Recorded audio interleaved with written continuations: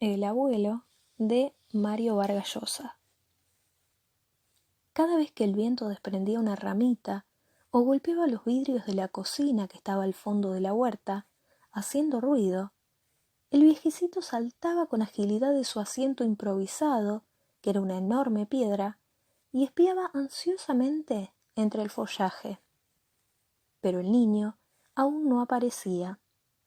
A través de las ventanas del comedor, abiertas a la pérgola, veía en cambio las luces de la araña, encendida hacía rato, y bajo ellas sombras medio deformes que se deslizaban de un lado a otro con las cortinas, lentamente. El viejecito había sido corto de vista desde joven, y también algo sordo, de modo que eran inútiles sus esfuerzos por comprobar si la cena había comenzado, o si aquellas sombras movedizas las causaban los árboles más altos. Regresó a su asiento y esperó. La noche anterior había llovido y la tierra y las flores despedían un agradable olor a humedad. Pero los insectos abundaban y los esfuerzos desesperados de don Eulogio, que agitaba sus manos constantemente en torno del rostro, no conseguían evitarlos. A su barbilla trémula, a su frente y hasta las cavidades de sus párpados llegaban cada momento lancetas invisibles a punzarle la carne. El entusiasmo y la excitación que mantuvieron su cuerpo dispuesto y febril durante el día habían decaído, y sentía ahora cansancio y algo de tristeza.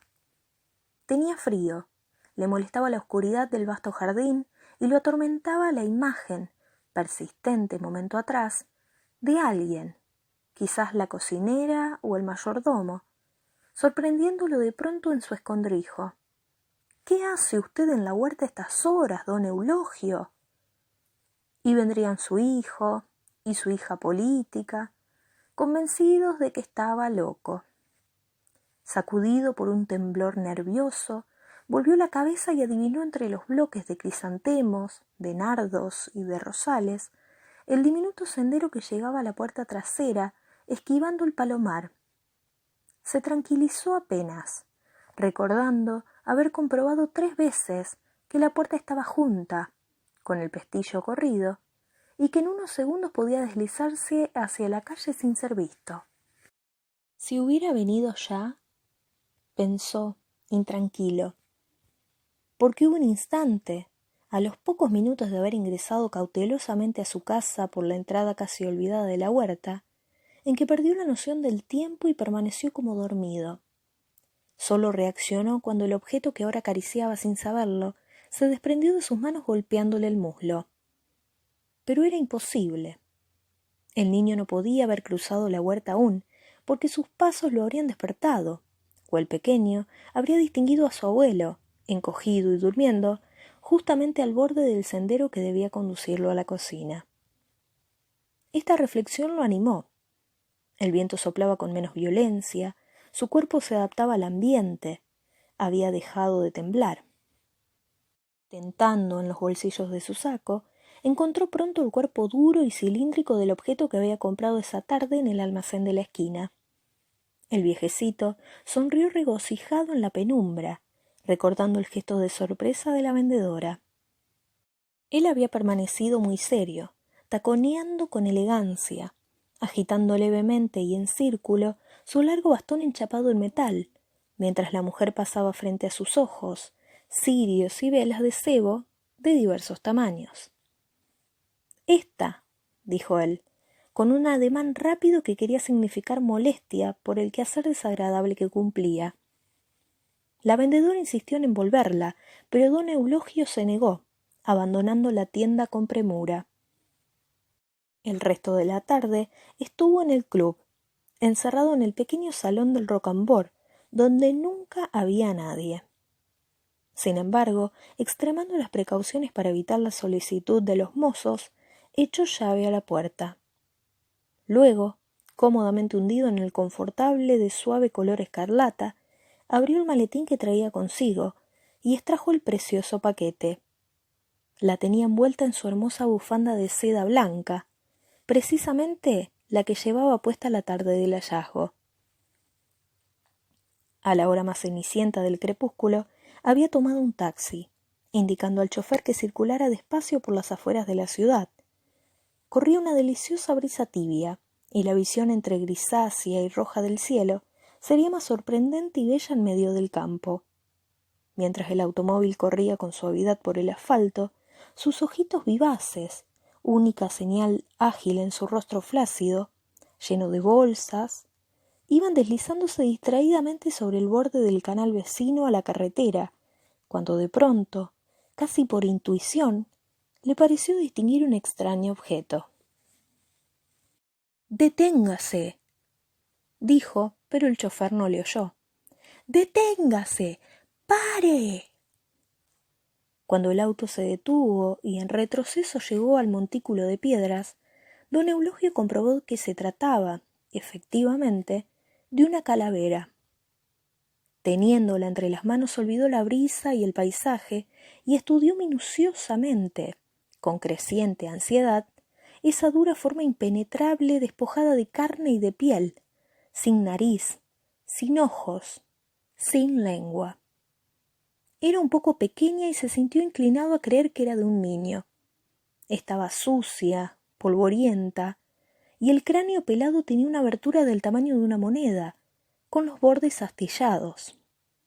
El orificio de la nariz era un perfecto triángulo, separado de la boca por un puente delgado y menos amarillo que el mentón. Se entretuvo pasando un dedo por las cuencas vacías, cubriendo el cráneo con la mano en forma de bonete, o hundiendo su puño por la cavidad baja, hasta tenerlo apoyado en el interior. Entonces, sacando un nudillo por el triángulo y otro por la boca a manera de una larga lengüeta, imprimía a su mano movimientos sucesivos y se divertía enormemente imaginando que aquello estaba vivo. 2 días la tuvo oculta en el cajón de la cómoda, abultando el maletín de cuero, envuelta cuidadosamente, sin revelar a nadie su hallazgo. La tarde siguiente a la del encuentro, permaneció en su habitación, paseando nerviosamente entre los muebles lujosos de sus antepasados. Casi no levantaba la cabeza. Se diría que examinaba con devoción profunda los complicados dibujos sangrientos y mágicos del círculo central de la alfombra, pero ni siquiera los veía. Al comienzo estuvo muy preocupado. Pensó que podían ocurrir imprevistas complicaciones de familia. Tal vez se reirían de él. Esta idea lo indignó y tuvo angustia y deseo de llorar. A partir de ese instante, el proyecto se apartó solo un momento de su mente. Fue cuando, de pie ante la ventana, vio el palomar oscuro, lleno de agujeros, y recordó que en una época cercana aquella casita de madera con innumerables puertas no estaba vacía y sin vida, sino habitada de animalitos pardos y blancos que picoteaban con insistencia cruzando la madera de surcos y que a veces revoloteaban sobre los árboles y las flores de la huerta. Pensó con nostalgia en los débiles y cariñosos que eran. Confiadamente venían a posarse en su mano, donde siempre les llevaba algunos granos, y cuando hacía presión, entornaban los ojos y los sacudía un débil y brevísimo temblor. Luego, no pensó más en ello. Cuando el mayordomo vino a anunciarle que estaba lista la cena, ya lo tenía decidido. Esa noche durmió bien. A la mañana siguiente recordaba haber soñado que una larga fila de grandes hormigas rojas invadía sorpresivamente el palomar, causando desasosiego entre los animalitos, mientras él, en su ventana, advertía la escena por un catalejo. Había imaginado que la limpieza de la calavera sería un acto sencillo y rápido, pero se equivocó. El polvo, lo que había creído polvo, y tal vez era excremento por su aliento picante, se mantenía soldado en las paredes internas y brillaba como metal en la parte posterior del cráneo. A medida que la seda blanca de la bufanda se cubría de lamparones grises, sin que fuera visible que disminuía la capa de suciedad, iba creciendo la excitación de don Eulogio. En un momento, indignado, arrojó la calavera, pero antes de que ésta dejara de rodar, se había arrepentido y estaba fuera de su asiento, gateando por el suelo hasta alcanzarla y levantarla con precaución. Supuso entonces que la limpieza sería posible utilizando alguna sustancia grasienta. Por teléfono, encargó a la cocina una lata de aceite y esperó en la puerta al mozo, arrancándole con violencia la lata de las manos, sin prestar atención a la mirada inquieta con que aquél intentó recorrer la habitación por sobre sus hombros. Lleno de zozobra, empapó la bufanda en aceite y al comienzo con suavidad, luego acelerando el ritmo, raspó hasta exasperarse. Comprobó entusiasmado que el remedio era eficaz. Una tenue lluvia de polvo cayó a sus pies durante unos minutos, mientras él ni siquiera notaba que se humedecían sus dedos y el borde de sus puños. De pronto, puesto de pie de un brinco, admiró la calavera que sostenía sobre su cabeza, limpia, luciente, inmóvil, con unos puntitos como de sudor sobre la suave superficie de los pómulos. La envolvió de nuevo, amorosamente. Cerró su maletín y salió precipitado del club. El automóvil que ocupó en la puerta lo dejó a la espalda de su casa. Había anochecido. En la fría penumbra de la calle se detuvo un momento, temeroso de que la puerta estuviera clausurada. Enervado, calmo, estiró su brazo y dio un respingo de felicidad al notar que giraba la manija y que aquella cedía con un corto chirrido. En ese momento escuchó voces en la pérgola. Estaba tan ensimismado que incluso había olvidado el motivo de ese trajín febril. Las voces, el movimiento, fueron tan imprevistos que su corazón parecía una bomba de oxígeno golpeándole el pecho. Su primer impulso fue agacharse, pero lo hizo con torpeza y se resbaló de la piedra, cayéndose de bruces. Sintió un dolor agudo en la frente y un sabor desagradable de tierra mojada en la boca, pero no hizo ningún esfuerzo por incorporarse y continuó allí, medio sepultado en las hierbas, respirando fatigosamente, temblando. En la caída había tenido tiempo para elevar la mano que aprisionaba la calavera de modo que ésta se mantuvo en el aire, a escasos centímetros del suelo, siempre limpia. La pérgola estaba a 50 metros de su escondite, y don Eulogio oía las voces como un delicado murmullo, sin distinguir lo que decían. Se incorporó trabajosamente. Espiando, vio entonces en medio del arco de los grandes manzanos, cuyas raíces tocaban el zócalo del corredor, una forma clara y esbelta, y comprendió que era su hijo.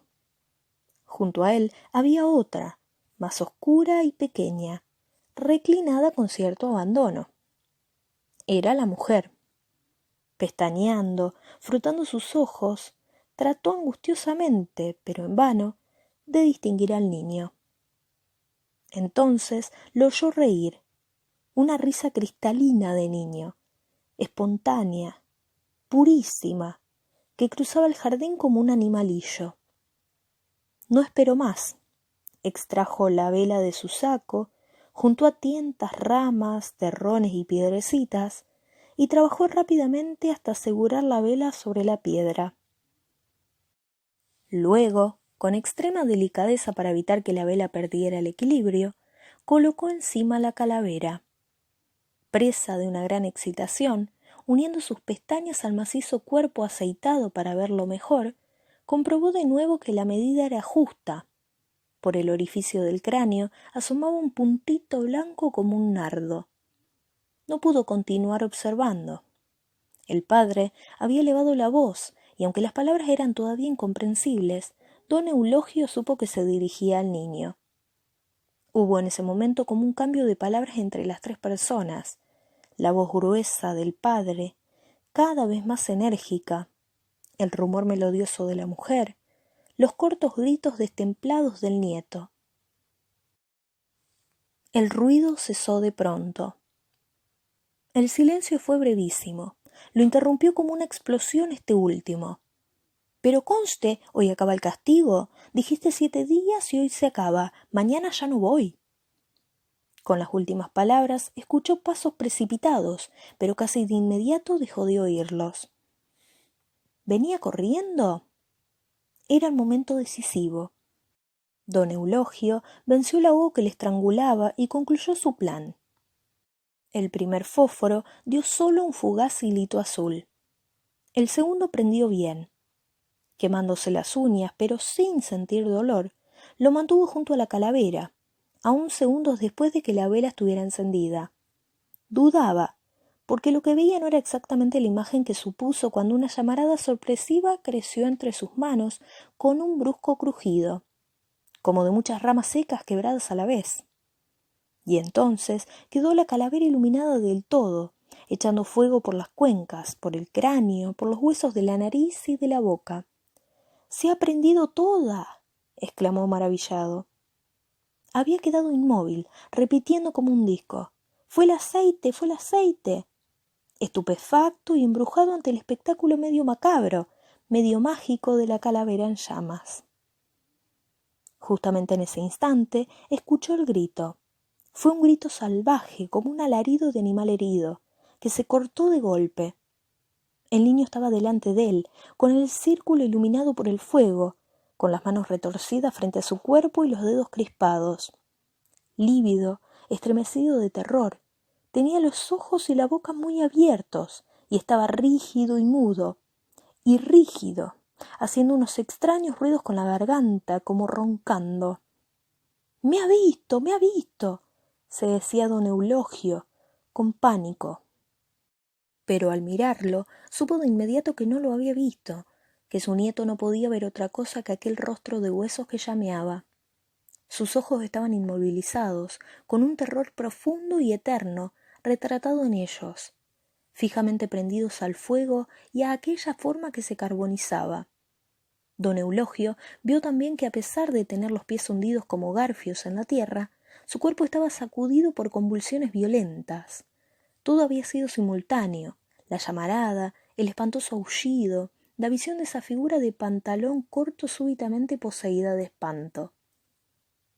Pensaba entusiasmado que los hechos habían sido incluso más perfectos que su plan, cuando sintió muy cerca voces y pasos que avanzaban, y entonces, ya sin cuidarse del ruido, dio media vuelta y a saltos, apartándose del sendero, destrozando con sus pisadas los macizos de crisantemos y rosales que entreveían su carrera a medida que lo alcanzaban los reflejos de la llama, cruzó el espacio que lo separaba de la puerta. La atravesó junto con el grito de la mujer, salvaje también, pero menos puro que el de su nieto. No se detuvo ni volvió la cabeza. En la calle, un viento frío hendió su frente y sus escasos cabellos, pero no lo notó y siguió caminando, despacio, rozando con el hombro el muro de la huerta, sonriendo satisfecho, respirando mejor, más tranquilo.